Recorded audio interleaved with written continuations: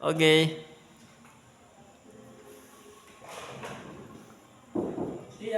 Siang, Ner.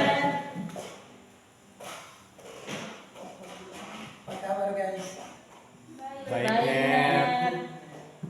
Sebelum orang mau mulai kelas, boleh lihat dulu itu sampah-sampah dan ini habis belajar apa tadi? Tadi sudah ada, Ner. Ada, Ner. Boleh minta tolong satu orang bisa sampahkan dan Yasser, Ner.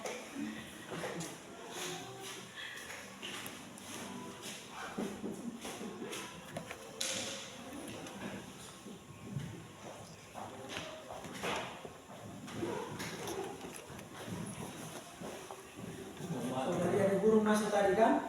Ada, Ner. Berarti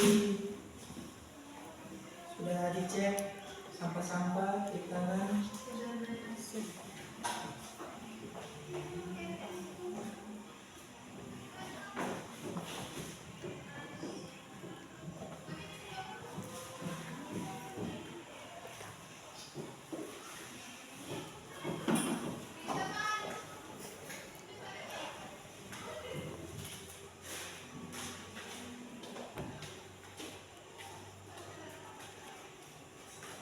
Ada, terima kasih ya Sir.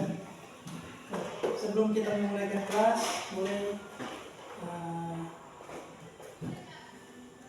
Monica ya, pimpin orang dalam. Ner dan teman-teman sekalian, sebelum kita memulai pelajaran kita pada siang hari ini, marilah kita berdoa dalam nama Bapa dan Putra dan Roh Kudus. Amin. Amin. Dalam nama Bapa dan Putra dan Roh Kudus. Amin. Terima kasih Monica. Kasih, Ner. Sebelum kita mulai kelas, mau absen dulu Nek. Ner. Sehat-sehat tuh semua nih. Sehat, Ner. Mari kelihatan cuma sedikit yang hadir ini. Bolos, Ner. Oh, Rexi, Bolos, Ner. Jovita, Monica, Hadir, Ner. Yasser, Jennifer. Makasih. Nah,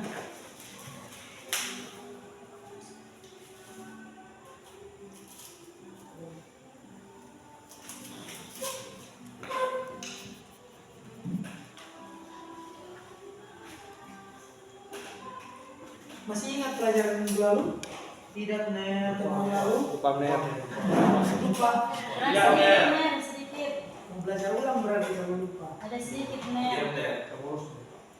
Jadi pada pertemuan lalu kita sudah belajar tentang penerapan tipografi kan, mengenai jenis-jenis tipografi, seni tipografi seperti apa. Nah sekarang kita akan belajar mengenai penerapan tipografi tentang hierarki atau penempatan, spasi, dan pemberian jarak dan lain sebagainya. Nah, yang pertama adalah kita memberi jarak pada teks yang akan kita masukkan dalam desain. Nah, pemberian jarak ini bertujuan untuk memperjelas yang mana judul, yang mana isi, yang mana judul, yang mana subjudul, dan yang mana isi. Nah, jadi itu fungsinya untuk pemberian jarak. Kemudian kita harus membedakan ukurannya. Jangan sampai kita buat judul, subjudul, sama isinya ukurannya sama semua. Nanti ketika orang membaca desain atau foto yang kita beri teks, nanti mereka bingung ini maksudnya apa ini isi semua atau bagaimana. Jadi perlu untuk perbedaan ukuran. Biasanya kalau untuk judul, biasanya ukurannya itu 2 kali dari isi dari teks. Biasanya seperti itu agar judulnya bisa terlihat lebih besar daripada isi dari teks tersebut. Selanjutnya membedakan ketebalan. Nah, membedakan ketebalan ini biasanya ya pada judul tadi, ya biasanya kepada judul. Kalau judul itu kan sebagai identitas Ya, biasanya kalau di desain itu sebelum kita mencari tahu ini desain ini apa tujuannya, maksudnya apa, biasanya orang pasti akan membaca judul. Makanya judul selalu dibuat yang paling berbeda dari teks-teks yang lain. Biasanya dia yang paling besar, yang paling tebal, agar dapat terbaca dengan baik. Nah, kemudian bisa juga kita lakukan pembedaan font antara font judul, subjudul, dan isi dari teks tersebut. Bila dapat lihat semua. Nah, kemarin kita kan sudah belajar mengenai jenis-jenis font. Kira-kira dapat lihat tuh? Kira-kira untuk judulnya ini menggunakan jenis font apa? Kira-kira kalau menurut materi kemarin. Oh, mereka kasih pilihan. Mereka kasih pilihan. Serif atau sans serif? Sans serifnya. Kenapa sans serif? Kalau serif itu kayak gini. Bagaimana? Kalau serif menurut kita kemarin, kalau serif itu kayak tulisan. Iya, kalau sans serif itu biasanya dia di setiap ujung teks, di setiap ujung font ada ekor. Nah, itu menandakan sans serif. Terima kasih untuk kita. Nah, selanjutnya, ya, selain untuk pembedaan ketebalan, pembedaan ukuran, biasanya juga kita lakukan pembedaan warna. Kenapa dilakukan pembedaan warna? Biasanya kalau dalam teks itu mungkin ada penekanan seperti kata bahaya. Biasanya kan bahaya itu diganti warnanya jadi merah supaya mereka tahu kalau ini penting. Biasanya seperti itu. Supaya orang bisa tahu kalau teks ini diubah warnanya supaya ada penekanan di sana. Seperti itu. Nah, selanjutnya penggunaan huruf kapital. Ya, penggunaan huruf kapital ini cukup penting. Biasanya kalau di judul rata-rata kebanyakan ada yang menggunakan judulnya itu, judul besarnya itu pakai huruf besar semua. Tapi hati-hati juga dengan huruf kapital. Bisa dilihat di sini. Di bawah dari judul yang dites, yang bagian isi, boleh dibaca. Ada yang bisa baca yang di bawahnya? Dua kata pertama terbaca? Kalau Anda. Kalau Anda ada berapa huruf kapital di sana? 2. Nah, itu benar atau salah? Salah. Kenapa salah? Karena cuma di awal. Ya, terima kasih. Berarti ada perhatikan betul-betul. Nah, selanjutnya adalah pembedaan posisi. Nah, pembedaan posisi ini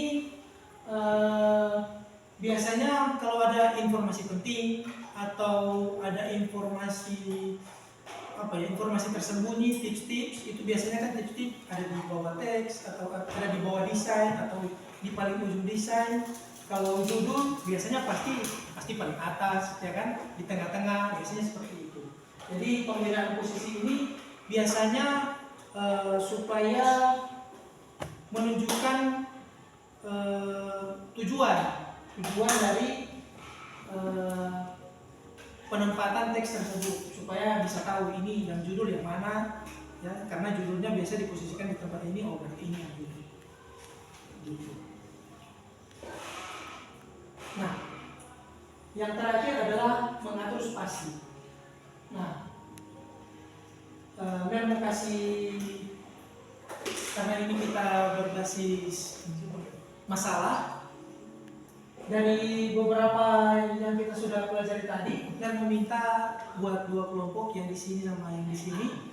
Coba bedakan kira-kira menurut materi yang sekarang kita pelajari, yang mana yang benar dalam penerapan hierarki dari tipografi ini. Diskusi. Bawah kanan. Kenapa di bawah kanan? Yang kelompok sini dulu. Kenapa yang di bawah kanan? Kalau mengambil dari sininya, Karena kalau di atas itu terlalu spasi. Oh, iya. Terlalu cara. Oke, siap. kemudian yang di atas itu terlalu gelap, jadi kelihatannya kayak kurang fresh kalau di. Oh, iya. Kalau yang dari sini bagaimana? Kenapa yang di bawah kanan?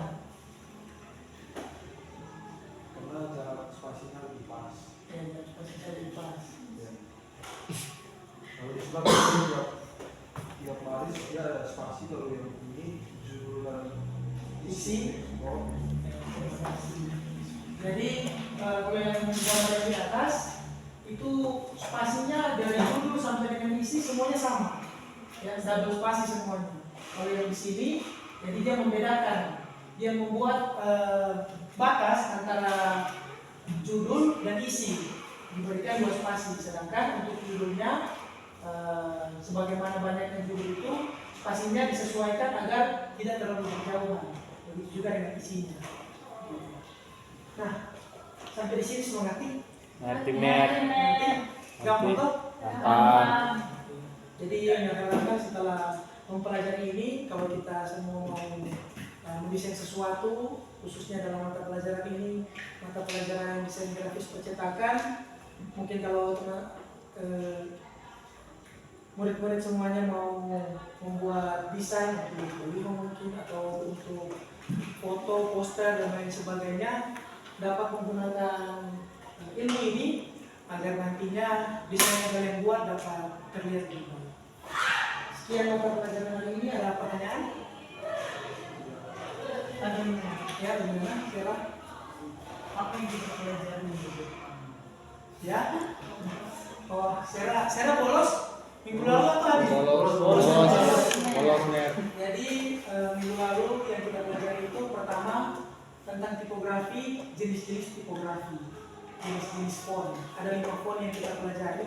5 font ini 5 font umum yang paling umum digunakan. Ada font serif, ada sans serif, ada script. Script itu yang mirip tulisan tegak bersambung. Nah, itu script. Ada juga apa namanya? Jenis font yang kreatif. Kreatif itu jenis font yang mirip-mirip huruf-huruf yang sering digunakan dalam judul-judul toko kartun. Nah, itu jenis font kreatif. Oh, terima kasih Mer. Sama-sama. Ada lagi yang bertanya? Pas Mer. Sudah? Sudah. Kalau begitu, sekian mata pelajaran kita hari ini. Sebelum kita tutup, boleh satu orang pimpin dalam doa. Tadi sudah perempuan, sekarang laki-laki juga. Yang terlambat boleh pimpin dalam doa. Ayo. Teman-teman, sebelum kita menuju pelajaran ini, mari kita berdoa. Berdoa selesai. Terima kasih. Sekian mata pelajaran hari ini. Sampai ketemu di pertemuan selanjutnya. Kasih Kasih, Mer. Mer. Kasih Mer.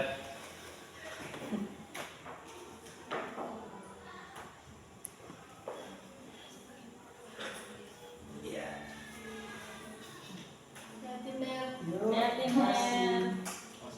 Awas, Mer, awas, Mer. Awas, Mer.